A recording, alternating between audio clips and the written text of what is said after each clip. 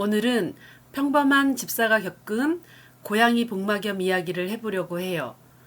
복막염은 건식과 습식 두 가지 증상이 있다는데 저희 아이는 건식이었어요. 건식은 신체 증상이 눈으로 확연히 보이지 않아서 더욱 관심을 가져야 할 것 같아요. 작년, 그러니까 25년 9월쯤이었어요. 저희 큰아이 기표가 좋아하던 간식도 먹지 않고 놀이에도 전혀 관심을 보이지 않았어요. 잘 때면 항상 제 팔을 베고 자던 아이였는데 그 즈음에는 침대 끝이나 옷장 위에서 혼자 자고 있더라고요. 그때 처음 느꼈어요. 뭔가 좀 다르다. 몸이 유난히 축 처져 있었고 귀를 만져보니 열감이 꽤 느껴졌어요. 그래도 그때까지는 그냥 컨디션이 안 좋은 줄 알았어요. 마침 예방접종 일정이 있어서 병원에 내방했어요. 기표는 원래 몸무게가 많이 나가던 아이였어요. 그런데 며칠 사이에 체중이 많이 빠져 있더라고요. 둘째는 예방접종을 했고 기표는 건강검진 겸 검사를 진행했어요.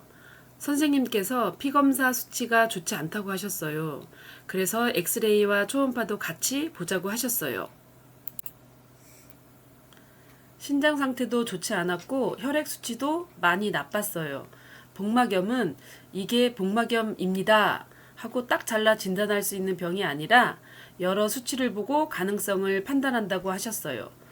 그래서 일단 염증 수치와 열을 내리는 처방을 받고 며칠 뒤 다시 방문하기로 했어요. 주사를 맞아서 그런지 기표가 잠깐 컨디션을 되찾은 것처럼 보였어요. 저도 그때는 조금 숨을 돌렸어요. 집에 와서는 인터넷을 정말 많이 검색했어요. 희망적인 글을 보면 위안이 됐다가 무서운 글을 보면 바로 좌절하고 그렇게 감정이 계속 왔다 갔다 했어요. 제발 우리 아이는 복막염이 아니었으면 좋겠다. 계속 그렇게 기도했어요. 다시 피검사를 하러 갔어요. 염증 수치는 조금 떨어졌는데 복막염을 의심하는 수치는 그대로였어요. 선생님께서 신장도 다시 초음파로 보시더니 복막염일 확률이 높다고 말씀하시더라고요. 그 말을 듣는 순간 머릿속에 질문이 계속 떠올랐어요. 왜 하필 우리 아이지? 앞으로 어떻게 되는 거지? 그런데 선생님께서 말씀해 주셨어요. 예전에는 신약이 없어서 비용이 많이 들어도 살리지 못하는 경우가 많았지만 요즘은 신약으로 치료 효과를 기대할 수 있다고요. 그리고 이미 진단을 받고 치료 중인 다른 보호자분께 자문도 구해주셨어요. 그때 처음 치료 방법이 있다는 걸 알게 됐어요. 앞으로 쉽지 않은 시간이겠지만 그래도 해결책이 있다는 사실에 빨리 결정을 해야겠다고 생각했어요. 이제 제가 해야 할 일은 하나였어요. 신약을 구하는 것.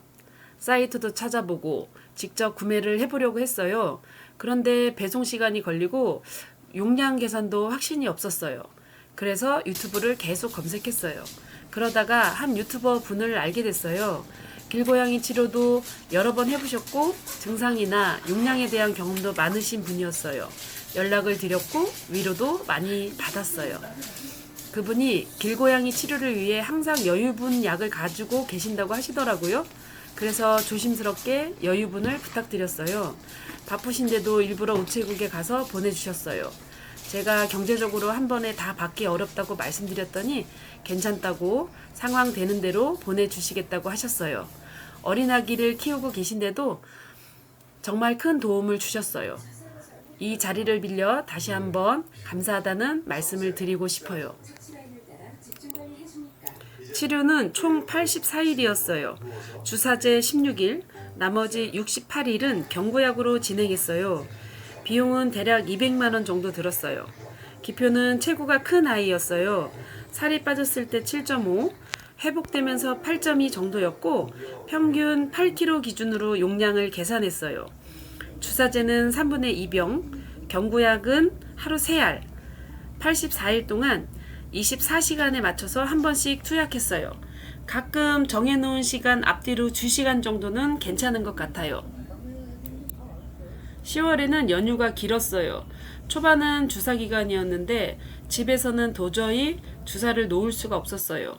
제 몸에 놓으라면 놓겠는데 아이한테는 쉽지 않더라고요. 진료가 가능한 날에는 병원에 가서 주사를 맞췄고 내원이 어려운 날에는 경구약으로 대체했어요. 84일 동안 전 어떤 약속도 잡지 못했어요. 시간을 정확히 맞춰야 했기 때문에 하루가 꽤 타이트했어요. 이걸 기표가 알았을까요? 어느 날은 제가 외출복으로 갈아입으니까 침대 밑으로 숨어버리더라고요.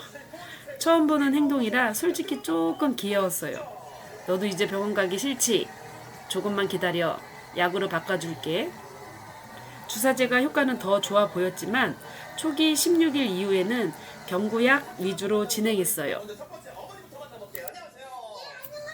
다행히 기표는 약은 잘 먹는 아이였어요. 시간만 맞추면 큰 문제는 없었고요. 선생님도 약이 워낙 점성이 있어서 마르고 작은 아이들은 주사 놓기가 더 힘들고 아이들도 많이 아파한다 하시더라고요. 기표는 그나마 살집이 있어서 조금 낫다고 하셨어요. 그래도 열흘이 넘어가니까 조금 힘들어하긴 하더라고요. 그래서 어떻게 됐냐고요? 아가 얼른 병원 갔다 오자. 84일이 끝났어요. 그날은 정말 후련했어요. 끝났다. 그 말이 절로 나오더라고요. 이제 나도 약속 좀 잡자. 그렇게 웃으면서 말했어요. 결과는 호전됐어요. 밥도 잘 먹고 잠도 다시 제 옆에 꼭 붙어서 자고 놀이도 하고 아이들 사이에서 다시 서열 정리도 하더라고요. 몸무게도 7kg대로 떨어졌던 아이가 8.2kg까지 회복했고 오늘 재어보니 8.4까지 올라갔어요. 너무 빠져도 걱정이었는데 이제는 너무 찔까봐 걱정하는 중이에요. 이런 걱정을 다시 할 수 있다는 게 참 감사하더라고요. 9월 23일부터 12월 15일까지 84일을 완주했어요. 완전한 완치라고 말할 수는 없지만 증상은 모두 사라졌어요. 그것만으로도 정말 천만다행이라고 생각해요. 2월에 다시 피검사를 했는데 수치가 아주 간당간당했어요. 그래도 선생님께서 거의 완치 수준이라고 하셨어요. 4개월 뒤에 다시 한번 보자고 하셨고요. 신장 상태도 초음파상 많이 좋아졌고 9월에 하지 못했던 예방접종도 마쳤어요.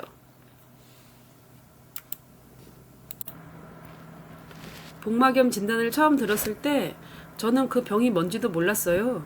솔직히 사람 복막염인 줄 알았어요. 제가 좀 무지했죠. 그게 얼마나 무서운 병인지 알게 됐을 때 머리를 누가 세게 친 느낌이었어요. 인터넷을 정말 많이 검색했는데 최근 기록은 생각보다 많지 않더라고요. 혹시 이 영상을 보시는 집사님들이 설마 우리 애가 라고 생각하다가도 어느 날 저처럼 멍해지는 순간이 온다면 조금이나마 도움이 됐으면 좋겠어요. 저희 아이는 습식이 아니라 겉으로 보이는 증상이 뚜렷하지 않았어요. 그래서 따로 남겨둔 영상도 없어요. 지금 돌이켜보면 가장 구체적인 신호는 몸무게가 눈에 띄게 빠졌다는 거였어요. 그 작은 변화가 가장 큰 신호였던 것 같아요. 이 이야기는 의학적인 정보 영상은 아니에요. 그냥 한 집사가 겪은